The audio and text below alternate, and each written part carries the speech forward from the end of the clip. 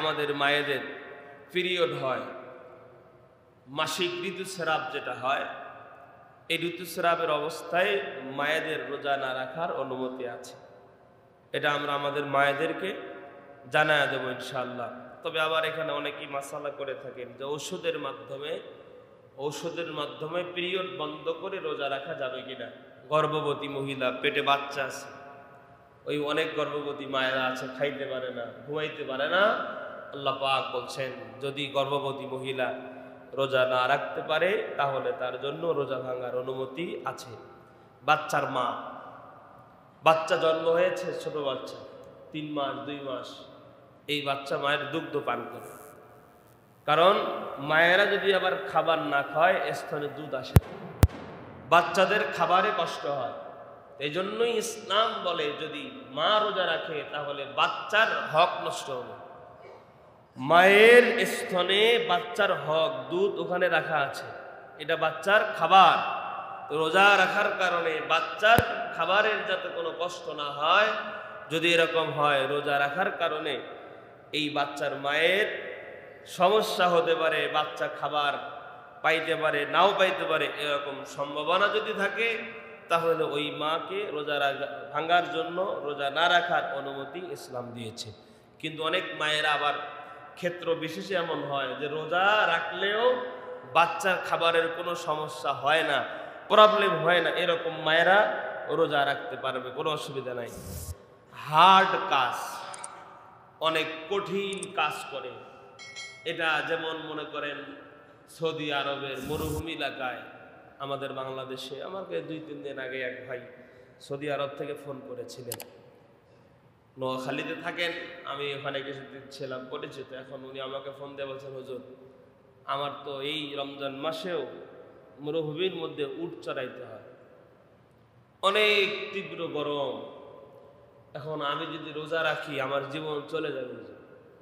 মানে এমন পরিস্থিতি, যদি আমি রোজা রাখি তাহলে আমার বেঁচে থাকা সম্ভব হবে না, এমন তীব্র গরম, তীব্র দাহ, এই পরিস্থিতিতে আমার কি করণীয়? আমি বললাম আপনার জন্য ইসলাম রোজা না রাখার অনুমতি দিয়েছে, তবে সম্ভব যদি হয় চেষ্টা করা এই রকম কঠিন কাজ থেকে নিজেকে গুছায়া নেওয়ার জন্য আগে থেকে চেষ্টা করা। তো যেহেতু সেখানে অন্যের অধীনে কাজ করা, এখান থেকে সহজেই বের হওয়া সম্ভবপর নয়। ইসলাম বলছেন এরকম কঠিন পরিস্থিতিতে যদি কেউ পড়ে, ইসলাম তার জন্য রোজা না রাখার অনুমতি দান করেছেন। সুবহানাল্লাহ। এরপরে আমাদের মায়েদের পিরিয়ড হয়, মাসিক ঋতুস্রাব যেটা হয়, এই ঋতুস্রাবের অবস্থায় মায়েদের রোজা না রাখার অনুমতি আছে।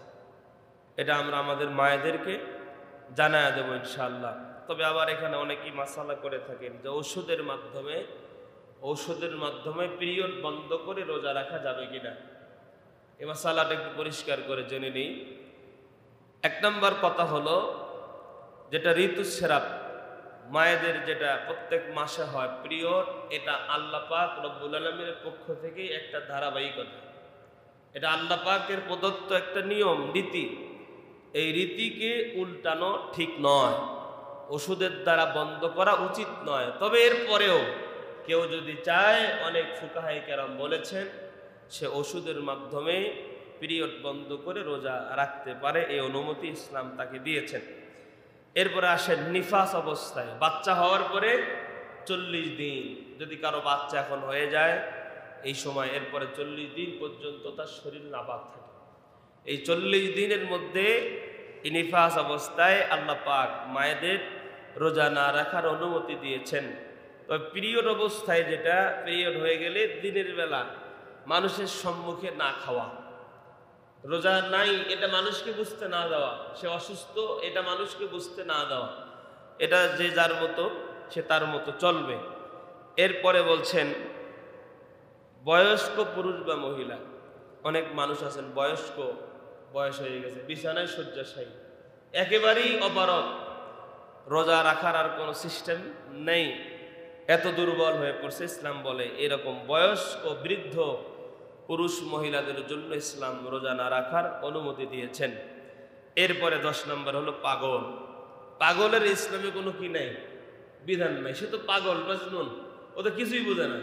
বলছে যদি পাগল হয় ইসলাম তার জন্য রুখসত দিয়েছেন, রোজা তাকে রাখতে আর হবে না।